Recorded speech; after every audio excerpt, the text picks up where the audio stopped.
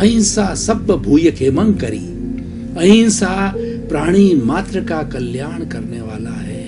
अहिंसा एक माँ है जिसकी कोख से सभी धार्मिक ग्रंथ, पूरे विश्व के धर्म दर्शन धार्मिक ग्रंथ अहिंसा माँ की कोख से जन्मे हैं। अहिंसा सबकी जननी है। अगर अहिंसा को धर्म दर्शन से निकाल दिया जाए तो वह धर्म दर्शन शून्य हो जाता है। इतना बड़ा महापथ अहिंसा का है।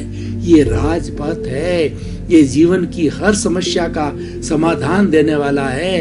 ये ओवरऑल सॉल्यूशन है। ये होलिस्टिक सॉल्यूशन है। चाहे स्वास्थ्य के संबंधित हो, चाहे जीवन के संबंधी हो, चाहे लोक परलोक की बात हो, चाहे आतंकवाद की हो, चाहे विश्व की बात हो, चाहे समाज की बात हो, हर दृष्टि को आप अहिंसा के परिप्रेक्ष्य में देखेंगे, अहिंसा को केंद्र में रखेंगे तो कभी भी अन्याय नहीं हो सकता।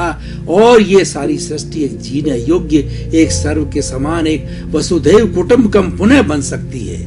देखिए भाई और बहनों, दर्शकगण श्रोतागण, अहिंसा किसे कहते हैं? अहिंसा सर्वभूतेषु संयम अहिंसा।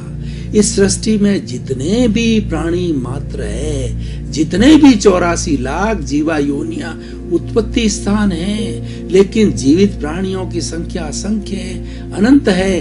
नरक गति, तिर्यंच गति, मनुष्य गति, देव गति और 84 लाख जीवा योनि के उत्पत्ति स्थान में असंख्य अनंत जीव हैं, प्राणी हैं, जीवित प्राणी हैं।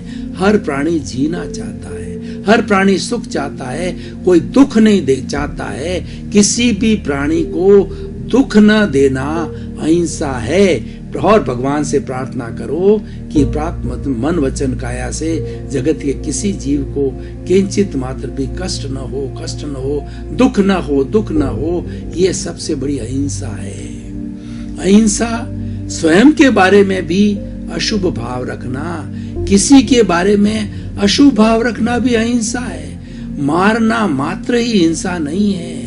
अहिंसा 108 तरह की होती है। जैसे हिंसा करनी नहीं, करवानी नहीं, अनुमोदनी नहीं, मन से नहीं, वचन से नहीं, काया से नहीं, आरंभ समारंभ और सरंभ, इन सब का गुणा करें तो 108 तरह से हिंसा होती है। और हिंसा को रोकना वो अहिंसा है। अपने बारे में भी चिंतन करना कि मुझे बहुत दुख आ गया है, सुसाइड कर लूं, मैं कूद करके हिंसा कर लूं, मैं किसी तालाब के अंदर डूब जाऊं, मैं रेल के नीचे आकर के कट जाऊं, ऐसी भावना रखना भी हिंसा है। यानी अहिंसा बहुत ही सूक्ष्म तत्व है। और हमारा भारत तो अहिंसा के लिए माना हुआ है। और अहिंसा को आधार रख करके महात्मा गांधी ने 200 वर्ष पुरानी जो हमारे ऊपर राज कर रहे थे, ब्रिटिशर्स की सत्ता को तो उसको जड़ों से उखाड़ दिया। केवल अहिंसा को आधार मानकर,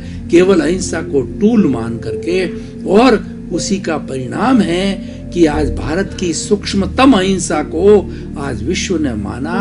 और 2 अक्टूबर जो महात्मा गांधी का जन्मदिन है, वो विश्व के 210 देश जो है यूएनओ के माध्यम से पूरे विश्व के अंदर 2 अक्टूबर को अहिंसा दिवस मना रहा है। क्योंकि ये भारत की सूक्ष्मतम व्याख्या देना भारत की देन है, उसको जीना भारत की देन है। महात्मा गांधी ने जिया। और जितने भी तरह के हमारे धर्म दर्शन है, जैन धर्म को लीजिए, जितनी सूक्ष्मतम व्याख्या जैन धर्म में की गई है अहिंसा की, शायद किसी भी धर्म दर्शन में मिले। वो तो व्याख्या करने वाला नहीं है जैन धर्म। उस जैन धर्म के जो हमारे 5 महाव्रती है वो पूर्ण अहिंसक कहलाते हैं। वो 0% भी हिंसा नहीं करते हैं, क्योंकि पूरा जीवन में व्रत लेते हैं। 9 कोटिक त्यागी होती है।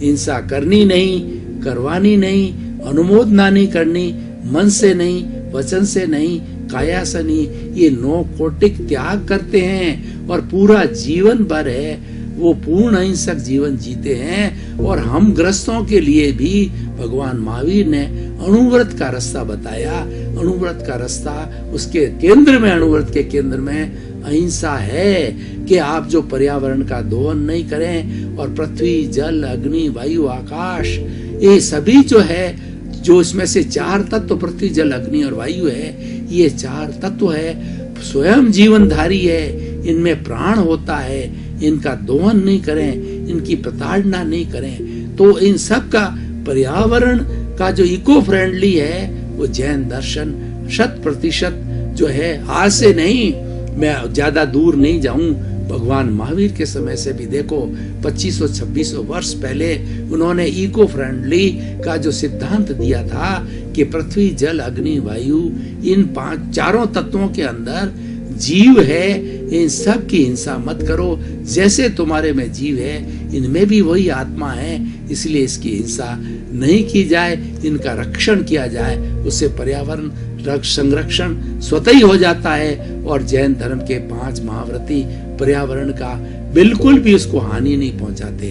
भाई और बहनों, दर्शकगण, श्रोतागण, अब हम अहिंसा की थोड़ी एप्लीकेशन देखना चाहते हैं कि अहिंसा किस तरीके से पर्यावरण की रक्षा कर सकती है।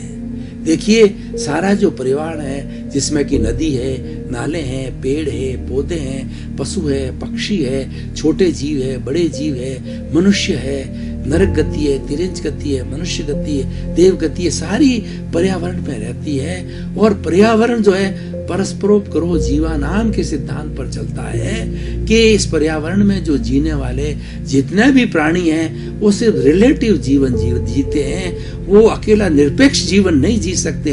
मैं आपको उदाहरण तौर पे बताना चाहता हूँ, पेड़ पौधे हैं, हमें ऑक्सीजन देते हैं और हमारी कार्बन डाइऑक्साइड का वो शोषण करके उसका भोजन बनाते हैं। अगर पेड़ पौधे ना हो तो आज हमको जो ये प्राण वायु जो ऑक्सीजन मिल रही है वो मिलनी बंद हो जाएगी। आज विज्ञान ने इतनी तरक्की कर ली है, लेकिन उन्होंने ऑक्सीजन का कोई भी फैक्ट्री नहीं लगा पाए हैं, बना नहीं पाए हैं, बोटलिंग अवश्य की है, लेकिन वो सारी ऑक्सीजन पेड़ पौधों से मिल रही है। तो इन पेड़ पौधों की रक्षा करना वो सबसे बड़ी अहिंसा है। पेड़ों को न काटना, वन को नहीं काटना, किसी जीवित प्राणी को मारना नहीं, चाहे कीड़ा हो चाहे मकोड़ा हो, ये अहिंसा है।